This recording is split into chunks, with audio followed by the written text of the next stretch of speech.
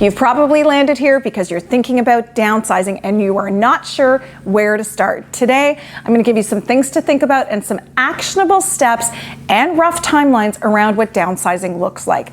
I'm Jacquie Othen and I work with seniors specifically in Toronto and the GTA area. Dare I say we are specialists in assisting downsizers deal with their homes and downsize their homes and help them transition smoothly into assisted living or into a new condo or a new townhome or into their children's home or simply an incredible condominium with views that you have dreamed about as you were living in your current home. So whatever your situation is, if you are a senior who is thinking about making a move out of your home that you've been in 10, 20, 40, 50, 60 years, then you've come to the right place. So here's some strategies that I think that you'll find useful as you think about the prospect of making that move. So the first thing I'm going to tell you is there is always a trade-off in everything. I'm going to give you an example.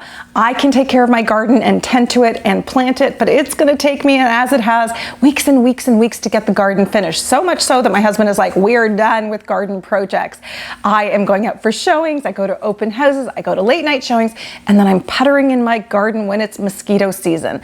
Now, for everything, there is a trade-off. So we can invest time and effort and energy, or what we can do is we can lean on resources. And sometimes that's for paying for services to come in and help us, or finding the right people who include services to help us to get to where we want. And what I mean by that is perhaps you found yourself in a position where you're finally thinking about downsizing. It may be a great thing, it may be a sad thing, it's just a thing. If we've been in our homes, we're creatures of comfort, we don't necessarily want to move, but maybe you've realized it's an absolutely necessary next step for you and your situation. Now, that's a lot of people right now. In 2026, we found a lot of downsizers coming out of the woodwork, people that were hanging on for a very long time, but right now, this year more than ever, I'm finding a lot of downsizers coming out of the woodwork and estates that are coming to market, meaning somebody has passed away and an executor is handling the sale of the property on behalf of the deceased. So if you are watching this and you are a homeowner, then you probably understand my analogy about my garden, because you're surrounded by stuff, and it might be beautiful stuff that you have in your home, your furnishings that you've become accustomed to, used to, and absolutely love surrounding you. But the reality is, if you are downsizing, that usually means that we are giving up some space and going into something a little bit more manageable, not necessarily smaller. You know, some people have a negative connotation with downsizing, but I have transitioned many people into exceptional places that were beautiful and that just gave them the freedom of time, freed up some cash for them, and actually were just far more realistic and safer for them as they were aging in place. So let's take that negative connotation first of all and put it out the window for downsizing, because there are beautiful options should you choose to do this right and figure out what your options are. But the most important thing is to figure out whether you're going to take your time and pack through things and unpack things and purge or donate or dump items that have been in your home for many, many years. So that part of it, if you're taking your time, can take time.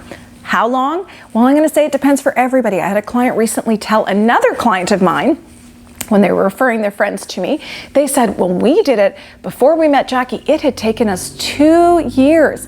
And I was actually surprised to hear that, because when I went to their home several years ago, their home was in really great shape. It just needed a little bit of decluttering. And I just figured that they lived light all along. Little did I know that they had actually been purging for a steady 2 years before I walked through the door. Now, in my life and in my situation, I don't have the time for that. And I don't want it to be a 2-year-long process, because when I'm ready, I'm the type of personality that goes and makes things happen. I don't want to start decluttering or unpacking or dealing with stuff. Once I start to get into my crawl space or in my cold cellar or wherever it is, or my kitchen cabinets to declutter, I am on a mission. I want it done, and then I want my space free and clear so I can actually rest and enjoy it. But some people very much need the time to work through their lifelong possessions or memorabilia that they've gathered, or whatever it is that you're keeping in your home, or potentially a cottage and a home, or a cottage, a home, and properties down south. Those do take time, and in reality, it could take a couple of years.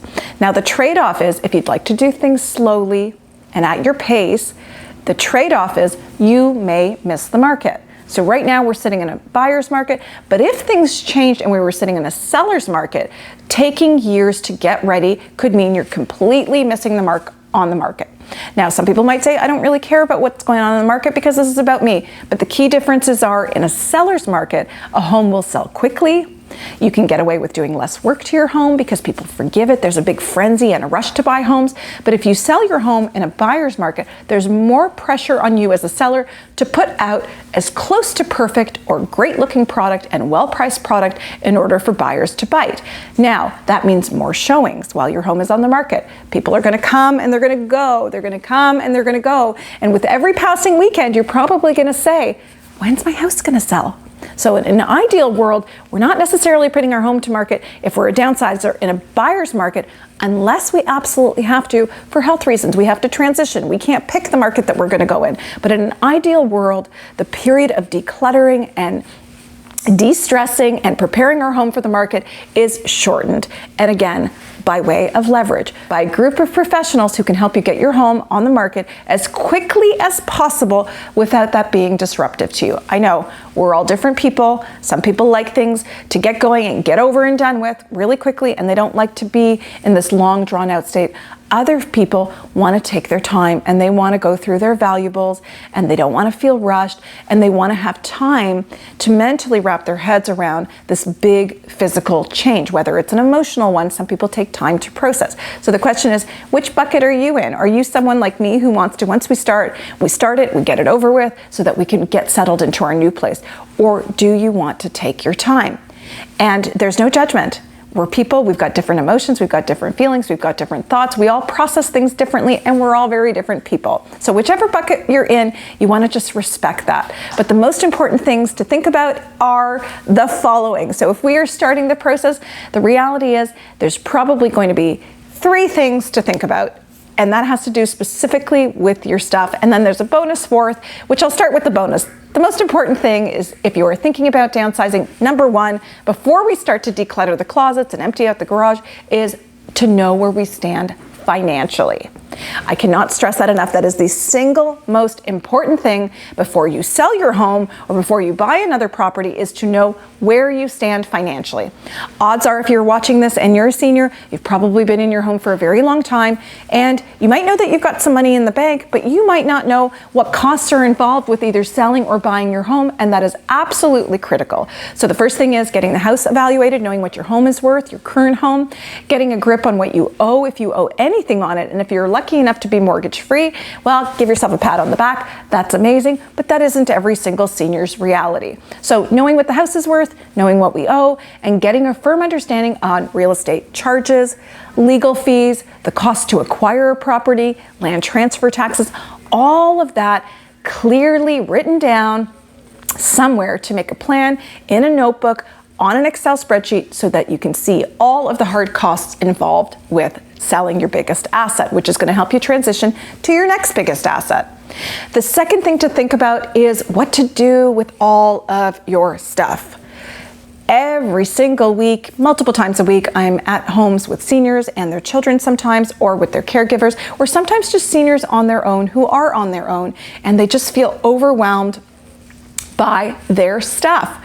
Now, I'm not a senior quite yet, but I have to tell you, even in my home, it is a constant battle with kids coming in, kids going, university, kids moving back home, moving out. There's always a bunch of stuff that comes in, and then there's a bunch of stuff that just never leaves, and then there's a bunch of stuff that I am ruthlessly, constantly decluttering to make sure my space is free-flowing, has good positive energy, and makes me feel good and happy when I come home after a long day at work. My mother's house was a different story. She had all sorts of stuff that she just wanted to hold on to, even if we weren't using it, and helping her declutter and purge was a process. And when I say some people are willing to do this over a short period of time, that was not my mother and that was not my father. They wanted to take their time and do things slowly at their pace without being rushed, without being pushed, until my mother had a slip and fall and broke her hip and her pelvis and her shoulder. And then unfortunately, the timeline had to be completely accelerated. Things had to be done on a rush basis, and it was not fun and it was not nice, but sometimes that's the reality. So what do we do with our stuff? So that is a big question. And I'm going to say, if you start thinking about what to do with your stuff and start to simplify and just create 3 buckets, whether it's on paper or in our minds, it's to survey our home and to figure out what things we definitely want to take with us. And I'm going to say sometimes it's the dining table, sometimes it's a sofa. That's really going to depend on where you're going. But I'm saying very, very basic things like, are there treasures or things that are valuables that are really important to you that you know that you are without a doubt not going to live without in your new home? I would say that's probably not going to be definitive on furniture unless there's a comfy chair that you absolutely love. Then you're going to mark that as staying and going with you wherever you go.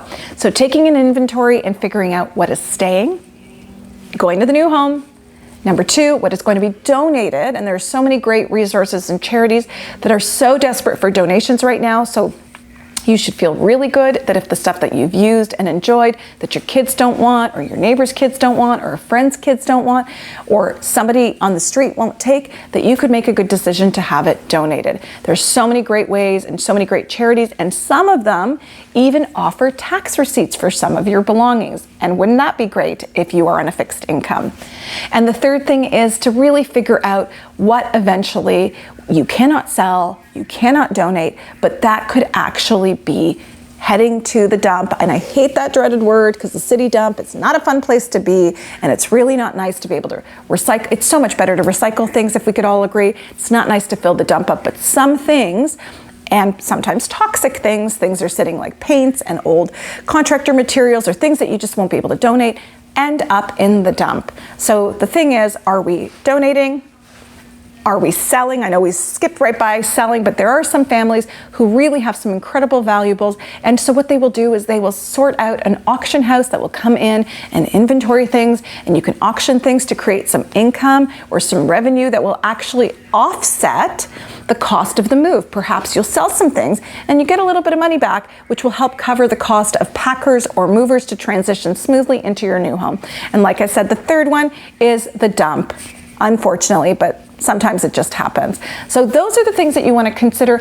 I'm going to tell you there are some professionals out there who will help you organize all this, because again, like I said, it can be so overwhelming, and you may not be tech savvy, but somebody else with a team who does this for a living may come in with a laptop or an Excel spreadsheet and start to organize what those categories are and help you move around your home with, we do it with painter's tape around our wrist for different colors for what is sell, dump, and donate. And it sounds super easy, but it does take time, but it can help us sort of compartmentalize what goes where. So basically, in a nutshell, what do you do with all your stuff? I've given you a high-level overview, but if you are looking for very detailed and specific advice, or you know you have unique furniture that needs to go to a higher end auction house, or perhaps you're watching this and you're an executor of an estate and you're like, all of this sounds good to me, but where do I start as an executor? Well, I'm going to tell you the best way to start. I'm going to tell you the best thing to do is to reach out to us either by email or by phone and to have an in-person consultation. It's usually about an hour. It can be much longer if the home is larger or there is more content in the house that needs to be considered, and we need to have a good, thoughtful conversation. But I would say it costs you nothing to book an exploratory conversation to sort of get your bearings and figure out what to do. So you can take that information and build a plan that works specifically for you in your home or for the estate that you are responsible to govern.